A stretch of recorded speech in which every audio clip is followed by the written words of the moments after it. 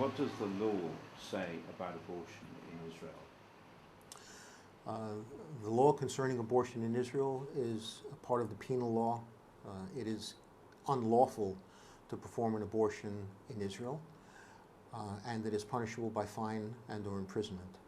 However, the law also provides that an abortion is legal if it is performed by a licensed gynecologist in an authorized medical institution that is approved by the Department of Health under certain circumstances after the woman has been approved by an abortion committee.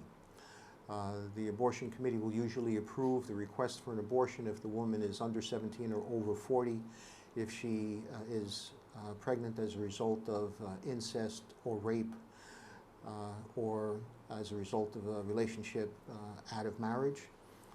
If it's determined that the child growing in her womb is defective, however somebody wants to define defective, or if it will cause the woman physical or emotional harm.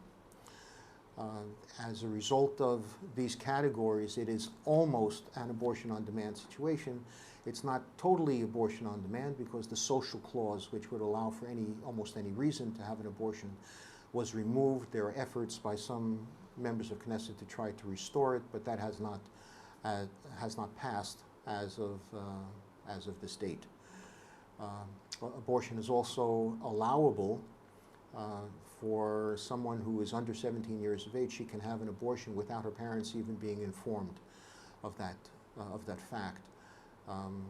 Women who serve on active duty in the armed forces are also entitled to 2 free abortions. Some are trying to get 3 free abortions. In a sense, the government is encouraging women in the Army to have abortions, which, if you look behind that, is actually encouraging promiscuity, because the government will pick up the tab for that. After the 3rd abortion, she will either have to do it on her own or she will have to leave the Army.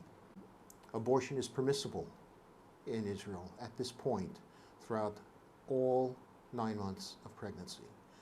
A woman, the 3 major forms of pregnancy, of abortion, of course, are known. But at this juncture, a woman a moment before birth is still able to get an abortion. Israel, unfortunately, is a leader in 3rd trimester abortions. It's not exactly a claim to fame, but that's the reality of what exists. Efforts have been made in recent months, particularly towards the end of 2007, to try to reduce the number of abortions. Legislators have recognized that abortions are getting out of control in terms of their numbers. For every legal abortion in Israel, which there are approximately 21,000 per year according to the latest figures, there are 2, perhaps 3 illegal abortions performed not in authorized institutions, by private gynecologists, and by people who have the funds to do it, or who don't want to be plugged into the system for whatever reason. So that's essentially the present law, which stems from the biblical or the rabbinic concept dealing with abortion, which is more of an involved situation to get into than the time that we have right now. What do you believe are the consequences of abortion for the nation of Israel? I think the consequences are dire. We need to recognize that the shedding of innocent blood, according to the Word of God, pollutes the land. And when the land is polluted, everything that touches the polluted land becomes polluted as well. There's no aspect of our society that, in my opinion, has not been affected by the shedding of innocent blood in Israel. We look at the uprooting of communities and removing people that are essentially for the benefit of the state of Israel and would help to bless the state of Israel in what they're doing. And we see their removal for political or personal reasons. And then, in a sense, what took place 3.5 years ago in Israel with the removal of 9,000 people approximately from the southwest portion of Israel was like an abortion. They uprooted their own and caused the death of an entire community in a location, not necessarily physically. Obviously, there have been repercussions to those actions, and most of the people who were in favor of it at that time are now realizing that that was the wrong thing to do. But when you have an attitude that allows for abortion, it's really an attitude that encourages the death of a society. And the Word of God tells us that if we are about the business of cleansing the land from the shedding of innocent blood, it would go well with us.